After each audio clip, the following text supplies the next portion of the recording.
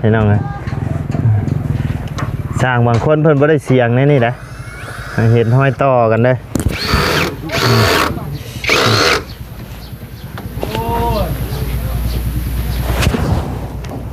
บอกใต้เลยจะเปลี่ยน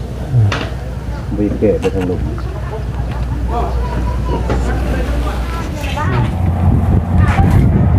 เบิ่งในขี้ตมมาแล้วเจ้าล่างนี่คักๆแล้ว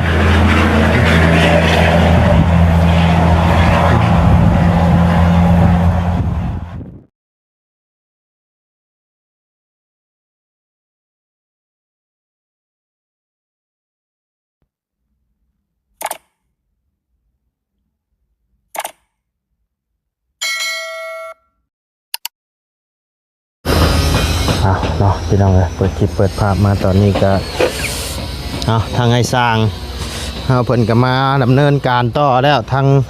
เพื่อนสาวกองมีเพิ่นเนาะ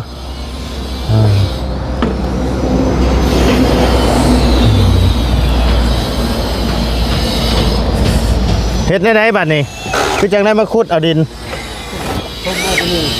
ถมบ่ลงไปพุ่นโอ้ถมไว้ให้มันลงพุ่น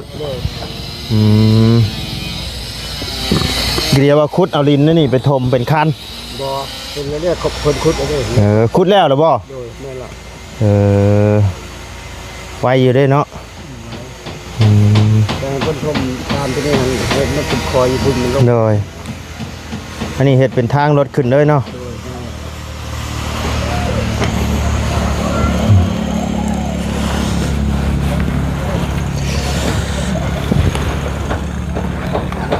ต้องแข่งบนท้องที่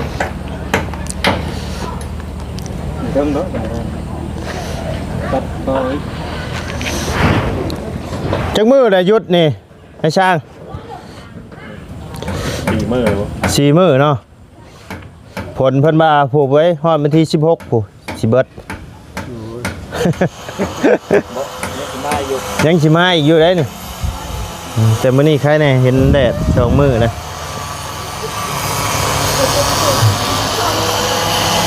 ก่อนอื่นกับทักทายสบายดีเด้อเนาะพ่อแม่พี่น้อง FC เบิดทุกคู่ทุกคนเนาะบ่ว่าอยู่ในและต่างประเทศก็ยินดีต้อนรับเข้าสู่ช่องบ่ไลคือเก่าพี่น้องเอ้ยถมสุดเลยบ่เอาไปขาย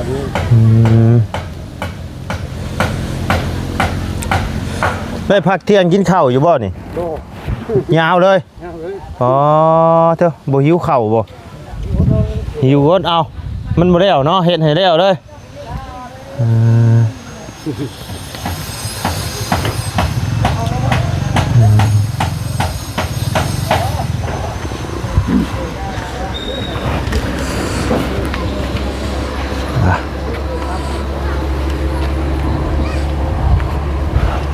เฮ็ดกันจักคนนี่ไอ้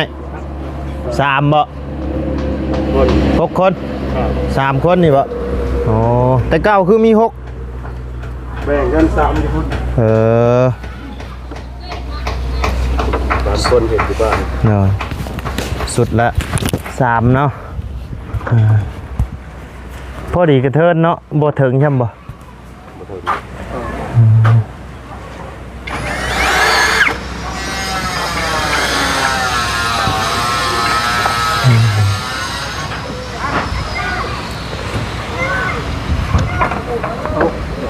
ปึ๊บอ่อนถึงน้ำให้อ่อนเต็ม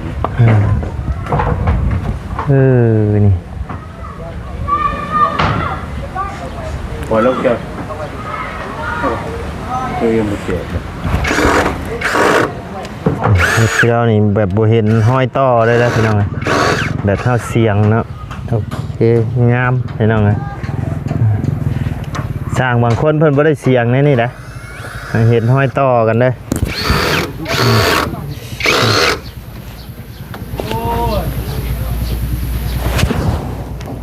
บอกใต้เลยจะเปลี่ยนวีเกตไปทางลุม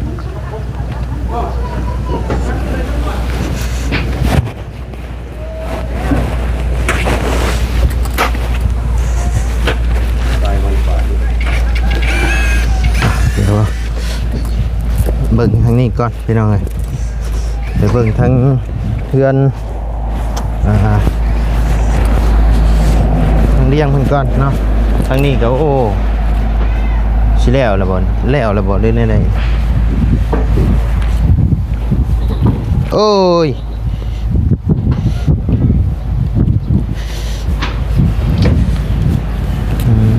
พี่น้องขุดสิแล้วอึ๊บว้านี่แข็งเขาเลยอึ๊บเป็ดมองรถไต่เขาอึ๊บ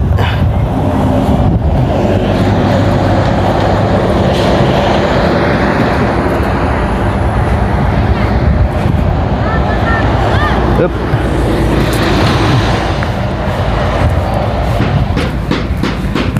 พี่น้อง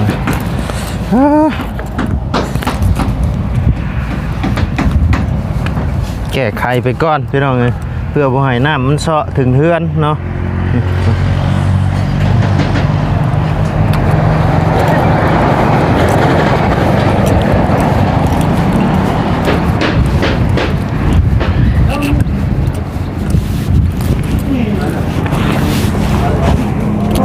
มาบันนี้แล้วบันนี้เนาะปึ๊บ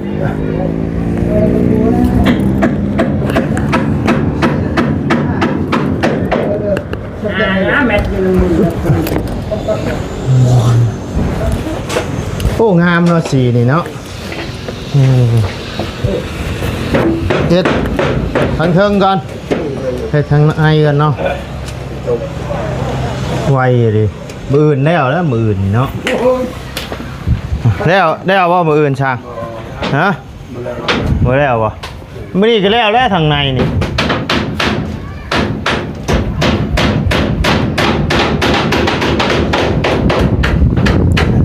โตมันชิได้นี่ปิดไปเลยเนาะโอ้งามบัดนี่ไปลองเลย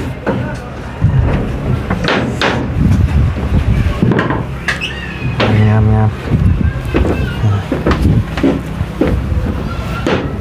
นี่ก่อนมึงจะว่าใช่ป่ะ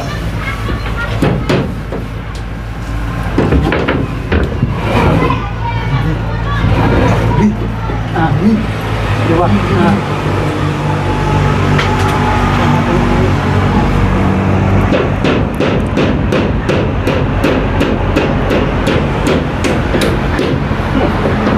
ไม่นะฮะ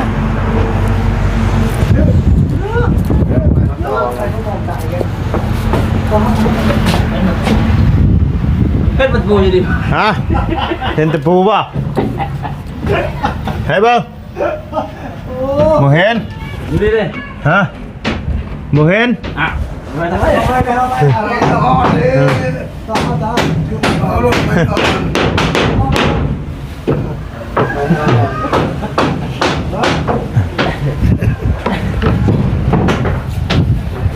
ตะปูจะมาพ่อดิปูใหญ่เลยปูชีวิตเล็ก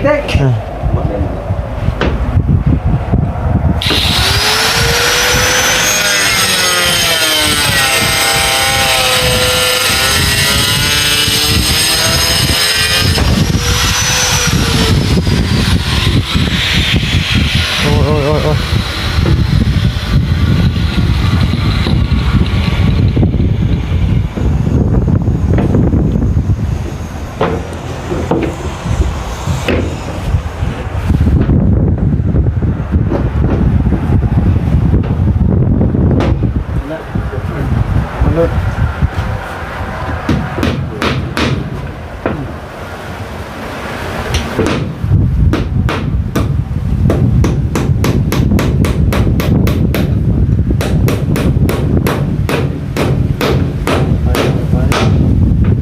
เชียวจะย่ำแตกอย่างนี้เนาะ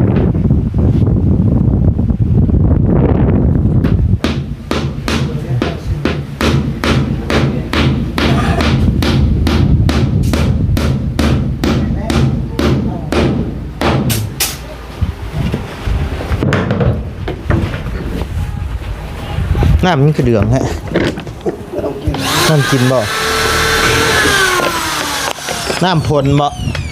ก็เดืองฮะ น้ำห้วยเขาก็ น้ำห้วยบ่โอ้ นี่น่ะมันสั่งอยู่หันเวียด ฮะ ไม่สั่งอยู่หันเวียด มันเนี่ยช่างเนาะ นั่นอยู่หันเวียดครับ เดืองทำกันเด้อ บัด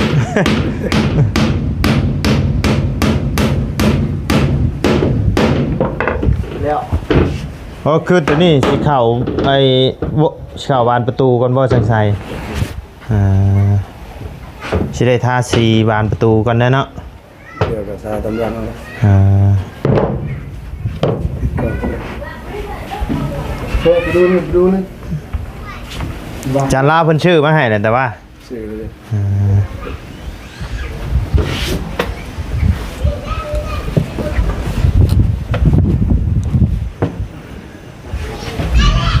อ่อนร้อน พักพรเมื่อบ่บัดนี้ ยัง พักหายใจก่อน พักหายใจก่อน เดี๋ยวจะแพ้แล้ว ขี้ตมเลยต้องเอาแพรซุปน้ำเปียกเช็ด ปะอะไรไปเลย เบิ่งกันพี่น้อง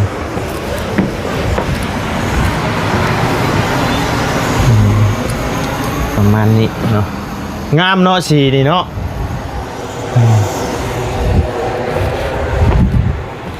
งามดีสีนี่เข้ากับ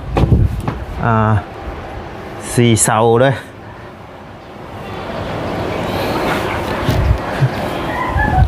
บ่เกิน 2-3 มื้อก็แล้วนี่มีงบเทพื้นน้ำอีกบ่ยังบ่ฮู้บ่น่าจะบ่มีใช่คันเรายังบ่ทันชันจานลาวยังบ่ทันแจ้ง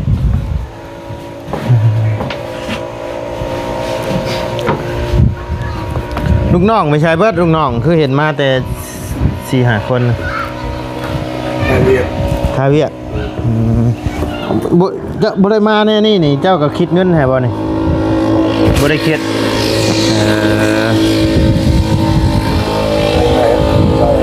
ฮะ ได้มาเลยครับ กับบ่ได้เฮ็ดกับบ่ได้เนาะเฮ็ดเป็นรายวันเนาะมีแต่เจ้าครับทางอาจารย์แล้วนี่บ่ที่ว่าอันเฮ็ดนำกันนะที่เหลือเป็นลูกมือเบิดแบบผู้เฮ็ดเป็นแน่วันละ 300,000 400,000พุ่นบ่เท่าไรผู้นี้ ชาม 3ผู้นี้เด้ เดี๋ยวให้เข้า200,000ไป 200,000ปลายผู้นี้ผู้นั้นได้ค่ะ กัน 3เรียกเอา2หลัง3หลังไป แล้วเราหาสิมาเท่าเพื่อนดังนี้ได้เนาะนี่หลายดังแล้วนี่เนาะ หลังต่อไปอีกครับเพิ่มอีกเลย หน่อยแล้วนี่มีเฮ็ดใช้ต่อบัดนี้ ว่ายังบ่รู้ อันหมองจะเว้าหั่นได้ซะ นั่นก็ยังอยู่ หักคันช่างในบูธดอกผู้เพิ่นมาติดต่องานเนาะงานบ่อึดดอก เขามากับแรงกันอยู่บ่ได้คือกัน ฮะ โมเมน โอ้เราก็หยุดหลายมื้อเด้มาขับแรงเอาใส่แป้นลม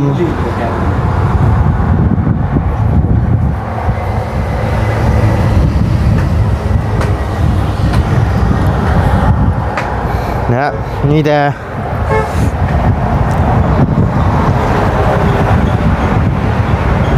อีกประมาณ 3-4 มื้อก็น่าจะได้ขึ้นแล้วเนาะไว้อะดอกสร้างเป็นเฮ็ดหลายคนพี่น้องเอ้ยขึ้นเฮือนขึ้นซานแล้วพุ่นแหละจังสิหวนเต้าพี่น้องเอ้ยเพราะว่าเพิ่นขึ้นพาไม่สุรงสุราได้เด้คันสิลงกลับลงไปขึ้นมากับพ่อกระเทิน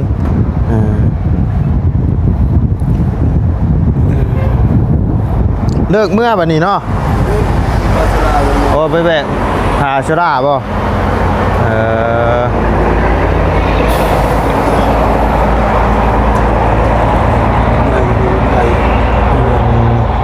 เฮ็ดหมองรถไตบ่ มันสิอยู่อ่ะเจ้าอ่ะ ตอนเป็นทำครั้งแรกผมทำผลิตเป็นชื่อในบัตรไม่ได้เลย ชื่อไผวัดปู่บ่ โอ้ทุกคน เ นำมาคือมาเป็นไหล อืม ไม่ได้เกี่ยวไม่ได้เชาะเลย ๆ กันแถวคันนาครับแบบปัดกันตายเอา อันนี้ปูหมองนี้เนาะ โอ้ชมแบบมันชมแล้วโอ้โลดแล้วมันไหลหมดเลย หน่อย นั่นง่าย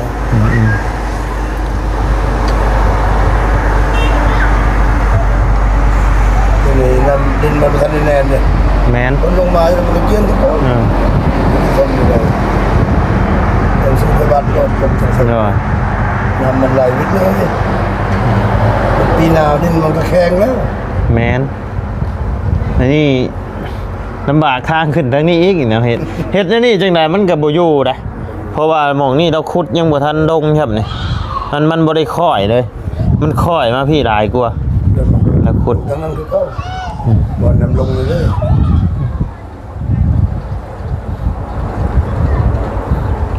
แก้ไขบ่ตกเพราะนี่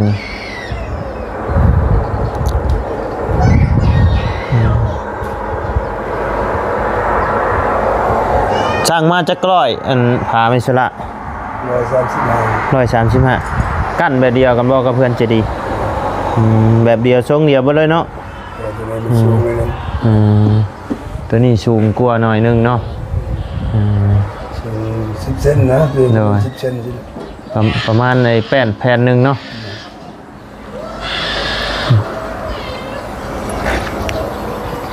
เดินบ่ได้ประมาณ10 เซนพี่น้อง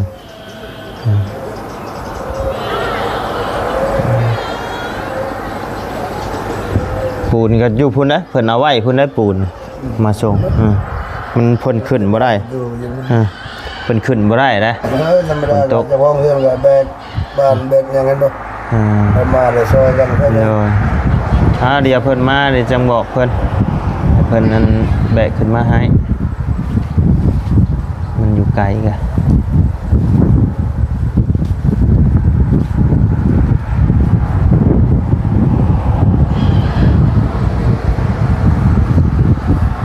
แบกยังมาเลยพี่น้องเลย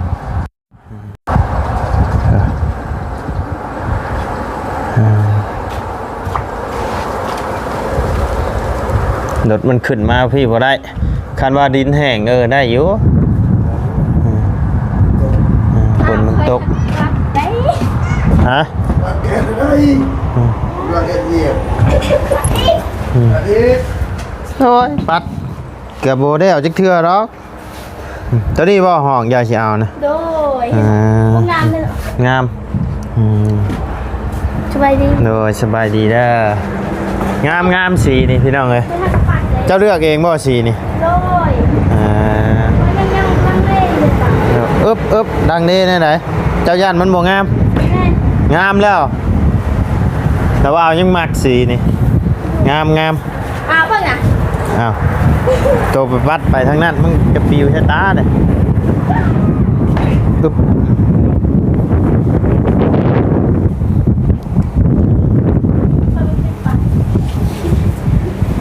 ให้เพิ่นแล้วก่อนถึงปัดปัดให้สร้างอยู่สบายปัดให้สร้างอยู่สบายไม่ยากหรอกช่างนะเพิ่นทูเอารถเพิ่นอยากดูบนสะอาดเลยบ้างเบิ่งในขี้ตมมาแล้วเจ้าล่างนี่คักๆแล้ว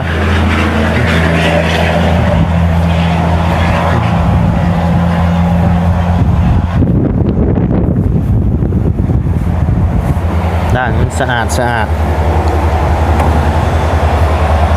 แล้วอีกประมาณ5-6 มื้อก็ได้นอนเฮือนหลังใหม่แหละบ่โดนเนาะอีก5-6 มื้อไผรถเบาจันบ่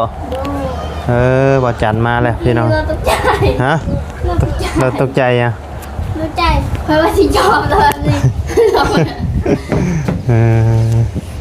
เพื่อนของมีกระสร้างมาบัดมืดผลกลุ่มคึมมาบัดนี้พี่น้องไงใช้ราคาเพียงนู้นนอน มุงสังกะสี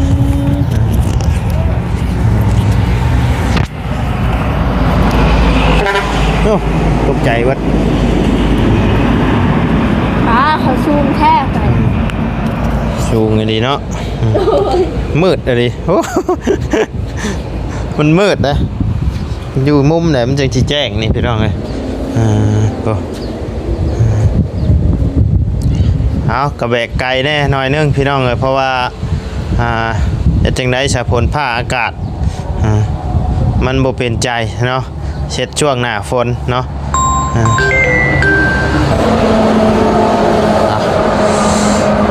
เรียบร้อยบาทนี้พี่น้องเลยโอเคใช่ปะพี่น้องสำหรับคลิปนี้ทางบ่ไลก็จะได้ขอจบคลิปปิดคลิปลงไปเพียงสำนี้ก่อนเด้อพี่น้องเด้อพบเจอกันคลิปหน้าเนาะสำหรับคลิปนี้ลำลาแล้วพี่น้องสบายดีเด้อเนาะไปพี่น้องเลย